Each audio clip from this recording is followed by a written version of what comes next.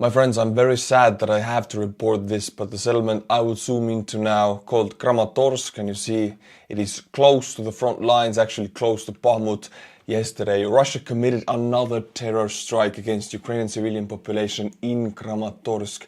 They striked a restaurant, civilian restaurant with missiles, S-300 missiles. Yes, they're using anti-air missiles to attack on ground targets. There were 8 Ukrainian casualties and 56 injured. Rescue works are going on right now and they're still digging out survivors under the rubble. This kind of behavior cannot be forgiven or explained away with anything. And only by knowing about this you already choose a side against this terror strike. Russia's goal is to push their narrative, and I'm fighting against it by telling what actually happened. This is a strike against humanity. And my condolences go out to anybody who lost someone in this attack. But now, let's go to explosions in the Russian rear areas. The photo you see here is quite different. This here is Tokmak, this is Melitopol, and Mikhailivka. All of these Russian occupied settlements exploded big time last night. All of them being also important logistics hubs and strong points of the Russian armed forces in occupied Ukraine. Tokmak and Mikhailivka could have been hit with HIMARS, but Melitopol is too far away, so they were visited with Mr. Storm Shadow. New information just in, it wasn't HIMARS and Storm Shadow, it was just the Russian army smoking carelessly once again. Oh, poor me. I always think it's the Ukrainians, HIMARS or Storm Shadow. No, it's Russians smoking carelessly. How many times do I have to fall into the same trap? Now I will zoom into Russian Kursk district. This is Kursk, and we of course know it for the famous Kursk tank battle for the Second World War, but this is a small settlement here of Zuzha. And the Zhujinsky district is right here. And the photo you see right here comes from the Russian Zhujinsky district. They were trying to shoot down Ukrainian drones last night. They were not successful because these are not the Gepard anti-air systems. Gepard could have shot those down. Not so good for Russians this time. We don't know what the drones targeted. We don't know which drones were used. All we know is Ukraine is sending drones into Russia. And somewhere, someone is again going to smoke extremely carelessly. Now we're going to watch the Russian losses and especially focus on the Russian liquidated personnel, 930. This is incredibly high, and we have a reason for it also, because Ukrainians renewed their push to Klishivka, Bakhmut direction. Also, they have planted the flag on the Donbas Canal next to Kurdyumivka, which from they will start an offensive operation to Kurdyumivka. We'll look at it all on the battle map very soon. 13 armored personnel vehicles, 6 artillery systems. This is an incredibly low number compared to the last weeks actually. 1 anti-aircraft warfare system, 7 UAVs, 2 vehicles and fuel tanks. No warships today, maybe tomorrow. Also a little heads up for you what's coming at the end of the video. The Prigozhin's mutiny has gotten a new turn.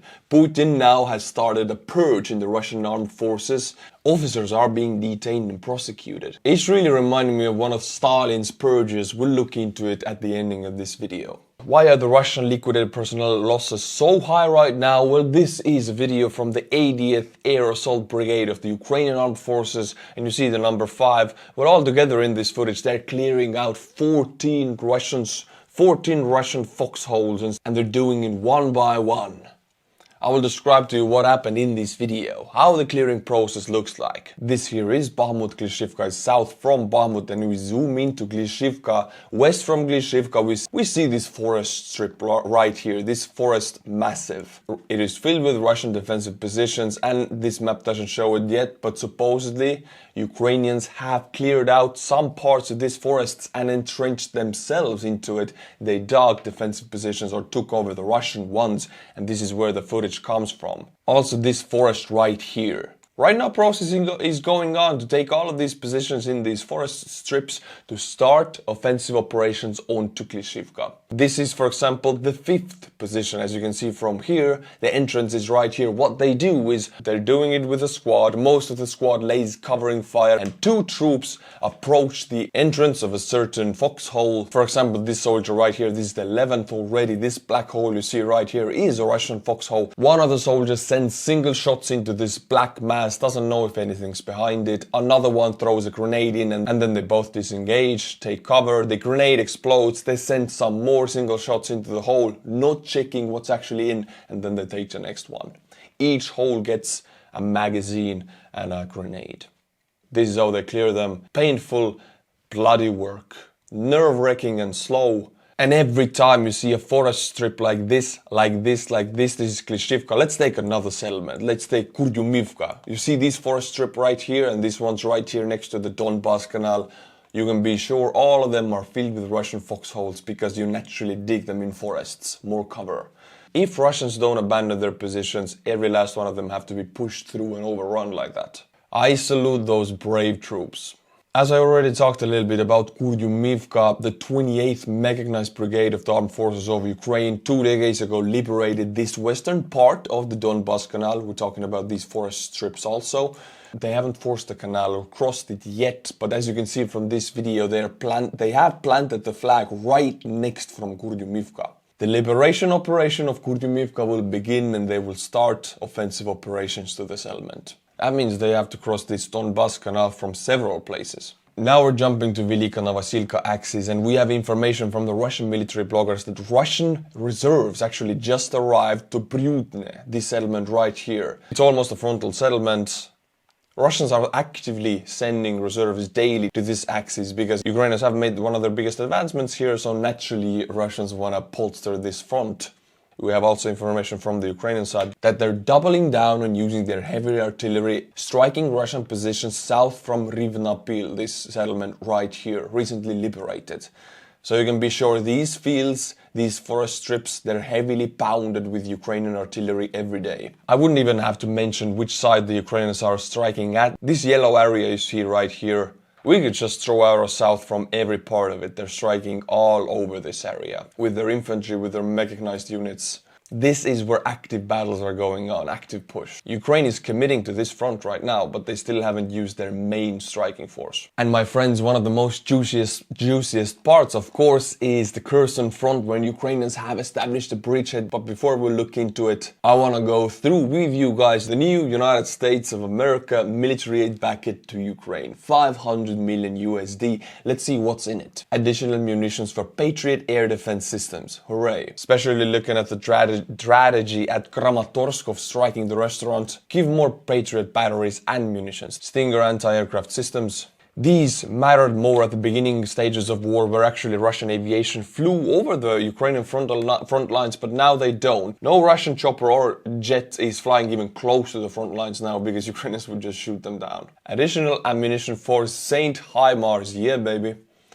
Demolition munitions and aid systems for obstacle clearing, mine clearing equipment, 155mm and 105mm artillery rounds. The more the better. 30 Bradley infantry fighting vehicles, yes. 25 striker armored personnel carriers, TOW missiles, Javelin anti-armor systems, AT-4 anti-armor systems, anti-armor rockets, high-speed anti-radiation missiles, thermal imagery systems and night vision devices. Actually, on the 4th of July, I'm going back to Ukraine to deliver these night vision devices that you guys bought with the last charity that I did. You guys bought over 70,000 euros worth of night visions and we will be delivering them straight to the Ukrainian units. We have picked 5 units and I will show you all of the footage of giving those devices to the commanders of the units. Thank you for your contribution. You have done something for Ukraine. And now the most juicy parts of the front line, the Ukrainian bridgehead established right here. Russian military blogger Rehi says that Ukrainians have increased the military presence of this bridgehead from 100 troops to 120 troops.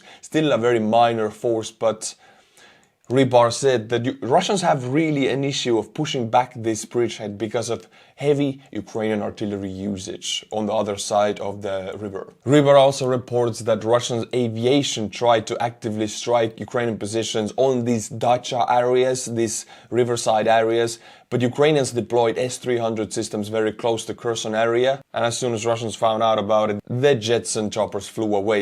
Ukrainian S-300 is very capable of shooting down Russian aviation. Rehi reported that Russian Lancet drones are not working in the area because of heavy Ukrainian electronic warfare systems in the area. Ukrainians are concentrated their EW weapons here to guard these 120 troops other side. The Lancet munitions would make quick work of them otherwise. And the newest, most juiciest information is that Russian side reports of seeing Ukrainian pontoon bridges If correct, I haven't seen any footage yet, it's only text, but if correct, then Ukrainians are working to move armor across the river. Pontoon bridges. My god. On this photo you can see the Antonovsky bridge, and the burning area here is the Ukrainian-held bridgehead. The Russian side is bombarding it heavily with MLRS and artillery to dislodge the Ukrainians, but so far they haven't been successful. My friends, I have now opened for you Rehi, the Russian military blogger, who is reporting on the aftermath of the Wagner rebellion. How is Putin and the Ministry of Defense reacting to it? Well, they are reacting almost like Stalin did, and I think you all need to hear it. This is insane information. The armed rebellion of PMC Wagner became the reason for large-scale purges in the ranks of the Russian Federation Armed Forces and a crash test of the Ministry for Loyalty. They're purging the officer corps and crash testing the commanders. For several days now, investigators and representatives of the FSO have been working both on the leadership of the military command and the control bodies and on unit commanders. I don't understand, how can they purge anybody? I mean, they don't have any replacements, they're lacking officers. Much like the Stalin purge right before the Nazis invaded. Indecisiveness in suppressing the rebellion is a pretext on the basis of which they remove objectionable people and persons who have actually failed in the issues of combat training. The entire Russian leadership is indecisive, but that's what they use. Valery Gerasimov formally retains the position of Chief of the General Staff. Two majors report about border guards who did not open fire with small arms at a convoy of hundreds of pieces of equipment. Well, if you see hundreds of pieces of equipment of convoy and you are like 5 group border guards, of course you're not going to open fire, it's a suicide mission. But the Russian Ministry of Defense leadership is now purging and convicting these guys. Such cases are an example of bureaucratic delirium and inertia of the system. The border guards, according to the military bureaucrats, should have decided to commit suicide. That's the mood in the Russian Ministry of Defense leadership right now. Huge paranoia, pointing fingers, finding somebody to blame, sending people to jail. They're searching for scapegoats. It doesn't end here, let's continue. Yesterday Putin held a ceremony where he was awarding commanders, including Shoigu, the Russian Ministry of Defense, for stopping the civil war, that's his words actually, and stopping the Wagner rebellion. They're awarding some people and they're convicting some people. Large-scale purges. This shows how much Putin values loyalty. I mean, Shoigu has failed with the invasion of Ukraine, Shoigu has failed with responding to the Wagner mutiny. Actually, the response was non-existent, and Putin is rewarding him for his loyalty. Doesn't matter how incompetent he is, his loyalty is worth more to Putin. Also, in the next speech that Putin held yesterday, he publicly came out and said that Wagner PMC is fully funded by the Russian Ministry of Defense and by Putin's government, which means they're not a separate entity and they could not survive without the money. The thing is, Peskov, Russian government spokesperson, has denied this for 2 years straight. No, we have nothing to do with Wagner. We're not funding them. And the president now fully undoes his 2 years of work. Of course, everybody in the West knew they were funding them, but that shows how little consistency is needed in the information space of the Russian government. In one day they can say one thing, the next day the truth is completely the opposite. We used to have one clown in every video, and it used to be Prigozhin, but now Prigozhin hasn't been so active lately, so we go to Lukashenko. Now this is his version of how things happened with the Wagner rebellion. Let's watch and let's laugh. Get your popcorn. I also realized that hard decision was made, which was the subtext for Putin's address. Also, as I mentioned in the previous video, this very same address he's making right now, this was supposed to happen at the first speech Putin made after the rebellion, at the same time. And Putin's government called the Lukas government administration and said cancel it, because Putin is doing the speech. And now Luka cancelled and did it later, so he got a bitch slap from Putin. I find it incredibly funny. To destroy Wagner, I suggested Putin not to rush. I said, let's talk. He's talking like he made any decision in this process. With Prigozhin, with his commanders. To which Putin said, it's pointless, he's not picking up, doesn't want to speak to anyone. I asked, where is he? In Rostov? I said, fine, any poor peace is better than a war. Don't rush, I'll try to contact him. Like, he's playing it like Putin failed in communications and he saved the day. That's the narrative he is pushing. I'm glad we have found a new clown. To which he said again, it was pointless. I said, okay, wait. We spoke for about 30 minutes. Then he informed me on what's going on the front lines. He's speaking it like what is the point of this? Who is forced? I mean, these guys are obviously forced to listen to this.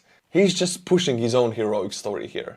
And I remember he said, as strange as it sounds, the front line is better than ever. What? I said, see, it's not all that bad. I feel like I'm watching like a children's cartoon or something. Oh my god. At around 11 o'clock, I tried to call. Putin said FSB probably has the phone number. By midday, we established 3 channels that we could use to speak to Rostov. Look at these guys, all decorated. I mean, look at the amount of medals here. Insane.